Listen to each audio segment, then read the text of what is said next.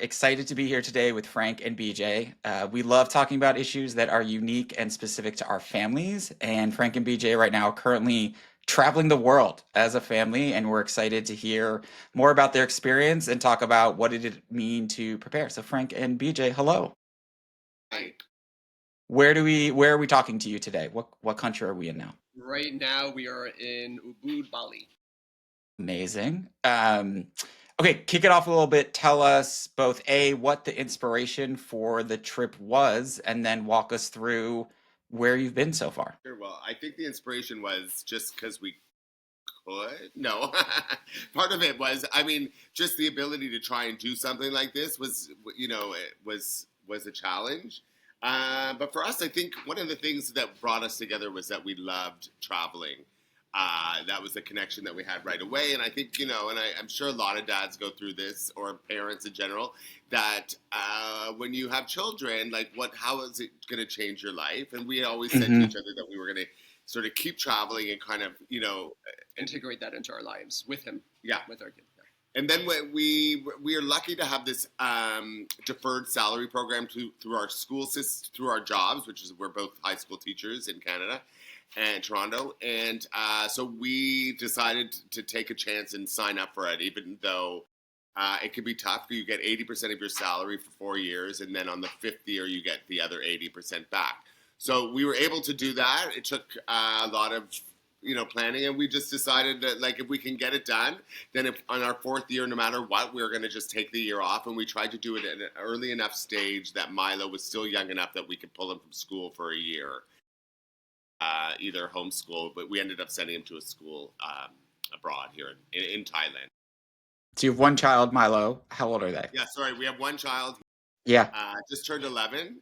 And yeah. so I think, there's certain points that you can't do this anymore. Take your kid out of school for a year without it having repercussions for him.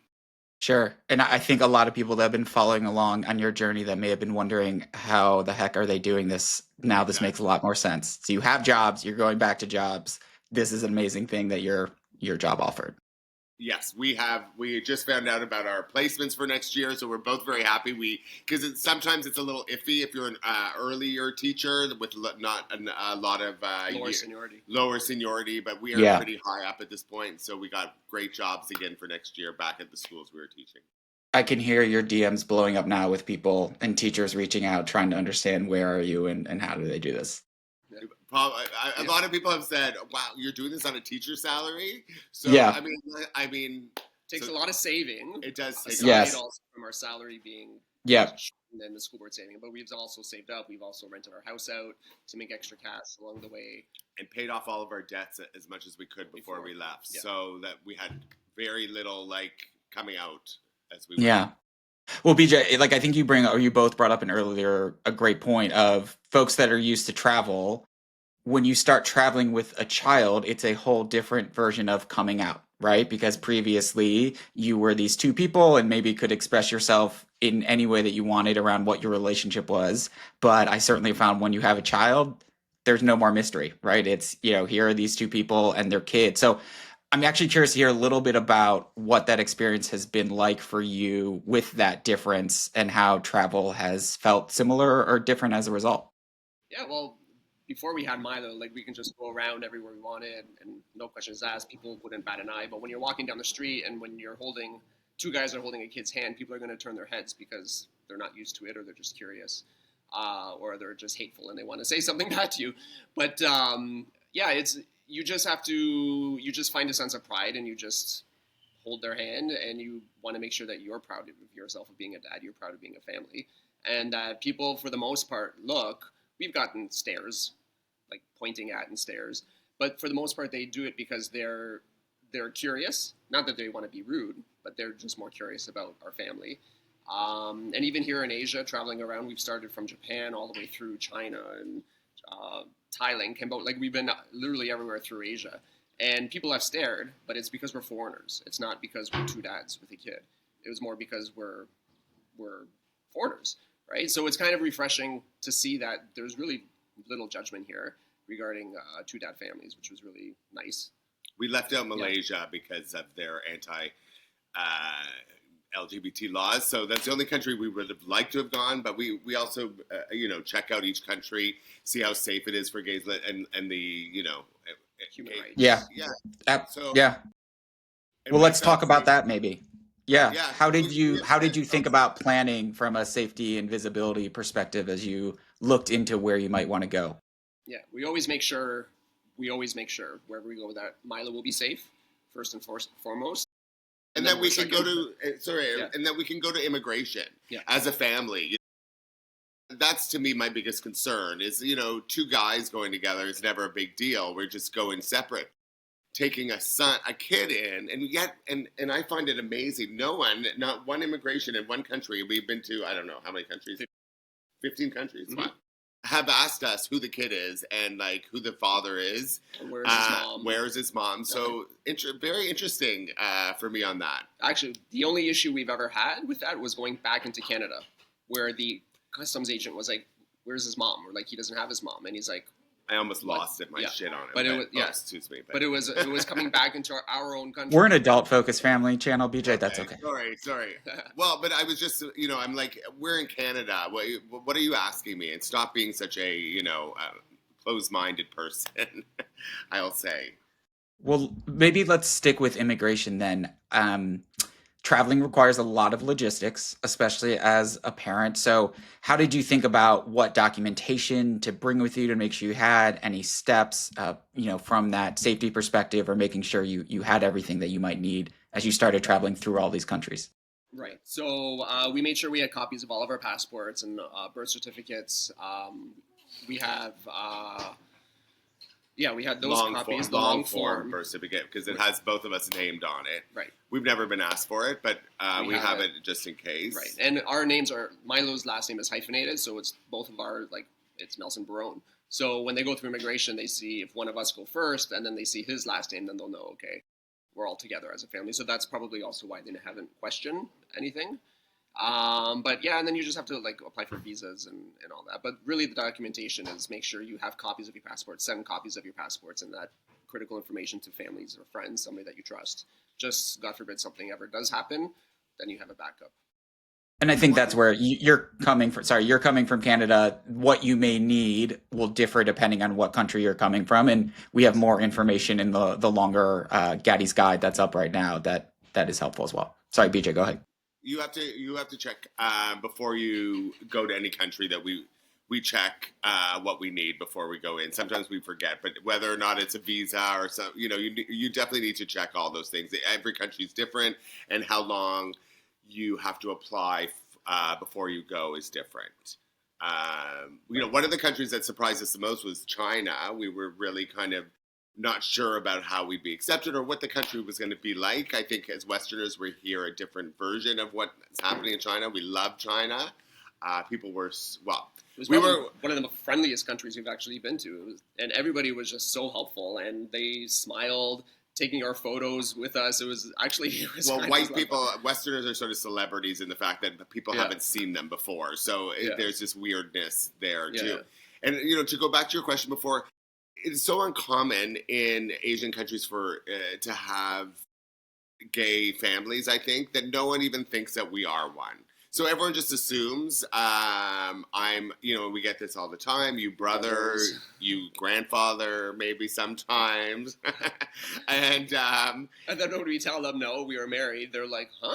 And then they're like, okay. It takes them, we have lots of weird stories of, then we have to explain. And we had a lovely experience in Korea recently where my son is very handsome, I guess, because he gets told constantly here he's handsome. So I guess by whatever standards they believe. And I don't know if it's going to his head or not, but no, he gets embarrassed. He gets embarrassed. He's shy. A bunch of teenage girls, ran up to him at a shopping mall. It's very broken English, but explaining that we are married and that this is our son. First they asked us, "Are you brothers?" And we're like, "No." And and we said married. We showed them our wedding rings. And then they're like, they had to stop and think. And then they point at Milo and they're like, "Well, who's this?" We're like, "He's our son." And they're like, "Huh?" And then so we pulled up our birth photo. We showed them that, and then they were like, "Oh." Then it was the sweetest thing. And then she's like, "So lucky you have two dads. I only have me, my mom. I don't have a dad." She's like, "You're so lucky." And they're like, "Love is love." It was honestly the sweetest. It was a beautiful moment. Yeah. It's very cute. Although we gave them an education their parents might not be happy about. Yeah, Because they might go yeah. home and go, what is surrogacy? Yeah, yeah. Maybe like sticking with Milo for a second. What conversation, how did you prepare him for this trip in terms of talking about engaging in all these different cultures, and what was his mindset coming in? I think we told him that like this is going to be a trip of a lifetime, and he's like literally every single word out of our mouth before was like, you're going to experience so much different cultures and traditions and different things that we do back home. So we knew, like he knew from the get-go, things were going to be different. They're not so much different than they are, but they are, I think, a lot more beautiful here and kinder. And I think he sees that. And I keep along the way, I would always say, it's all cultural, Milo. Like, look at this temple and this and that. And he's like, oh, I get it already. Like, I think he's at this point. It's been a year now, so we're all getting a little tired. But it's just there's just so much to take in, and the beauty of each country is so different and beautiful. He was also very fascinated by Asian culture, specifically Korea and Japan. So it was very easy, and he's a huge foodie, which is we're very lucky to have because he wants to try everything everywhere we go. So it's been sort of a cool blessing that we just watch him eat through every country, and he's less interested with temples, but I feel like the education he's gotten and how much he learns and what he says to us on a daily basis about each country just is amazing. Yeah, I'm sure he's gonna have a very cool "what did you do last summer" / "what did you do the last year." He'll be a celebrity when he goes back to school, I'm sure. Oh, sorry, I was gonna say we said to him that he's gonna be like the most interesting person at a dinner table because we're gonna be like, oh, at a dinner party when he gets older. Yeah, he's gonna be like, oh yeah, I went there. Oh yeah, I saw this. Oh yeah, I climbed the Great Wall. Oh yeah, I went up there. Yeah, absolutely. So I think you said you've been to 15 countries now. Yeah, so I think actually we're on number 14 right now, and then amazing, lucky number 14. Yeah. And you talked about this a little bit, but have there been other moments or anything that sticks with you around where traveling as a two-dad family impacted your experience in one way or the other that you weren't expecting? Well, I did mention being called a grandfather, which I wasn't expecting that. I mean, can you say more, or what are we doing there? We were at the hospital. Milo had gotten sick in Japan, and they were sitting there, I guess it was a moment with two guys and a kid. They just could not figure it out, and they finally. And Japanese people are generally they don't ask very many questions. And I was really taken aback, and it's become a little family joke when my son likes to call me grandfather when he's just to piss me off.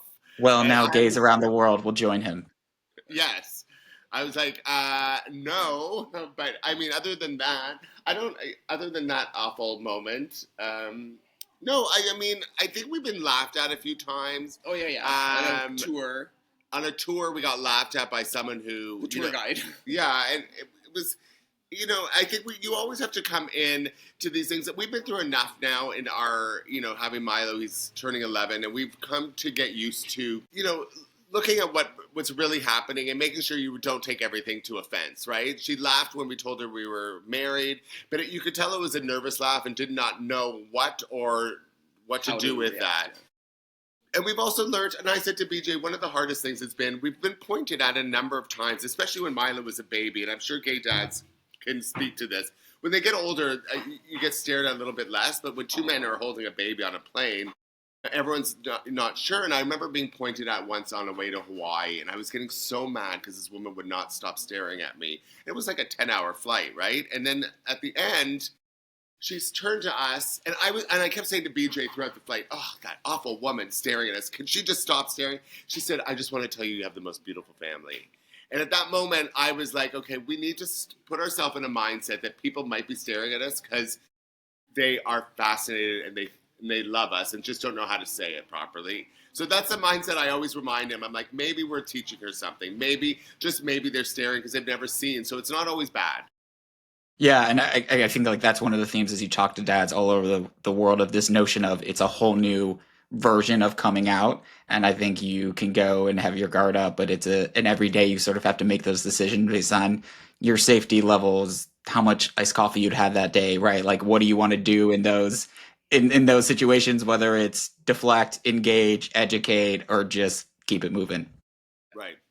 True. Yeah, 14 countries in, you're now the experts. Congrats. So I would love to know your 3 top pieces of advice for gay dads who are getting ready to to travel? So I would say you will need to have a lot of patience with one another while traveling because travel does test your patience. You need to be prepared.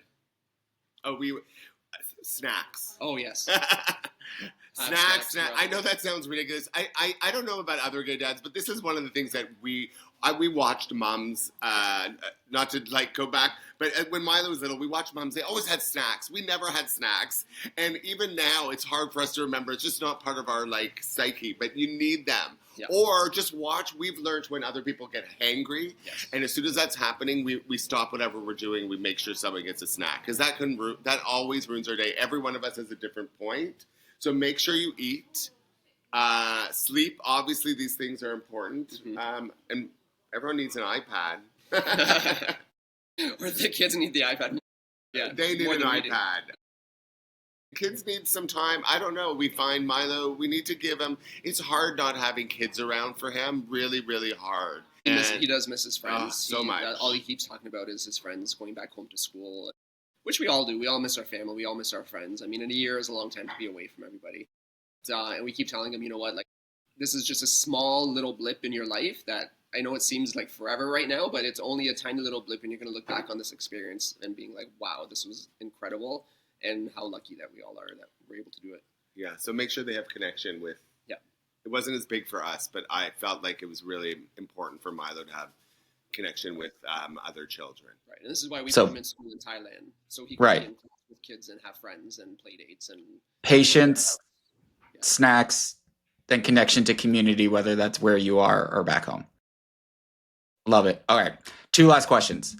First one, if you could go back before you started this trip, is there anything that you would tell yourself to do differently or think about? Yeah, totally. I would say I'm thinking about Airbnb stuff, like put controls on our thermostat.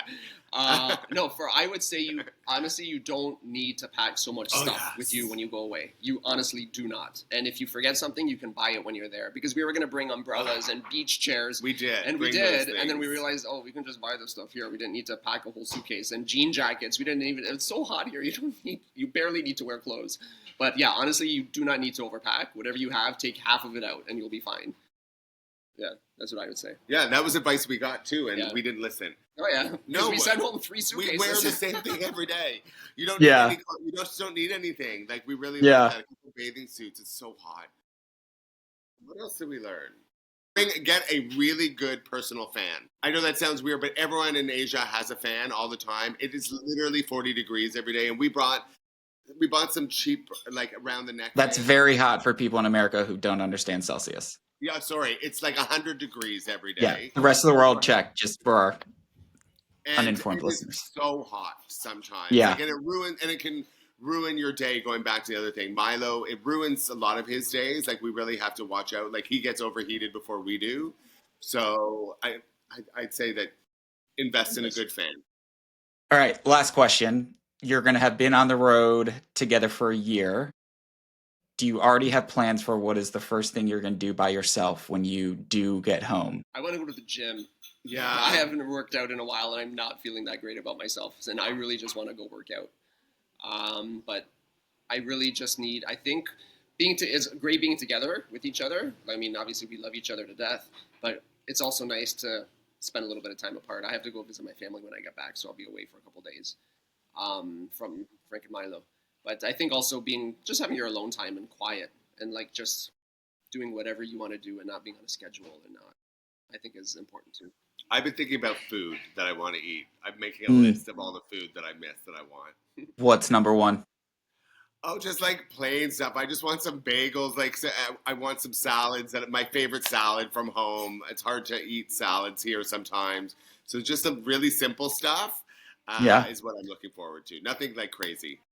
Cool. Well, Frank and BJ, family is about love. Thank you for being so visible and sharing your story. I know that people have been along on this journey with you. Thanks for sharing the advice and wisdom that you've picked up, and we wish you the best on the rest of the journey.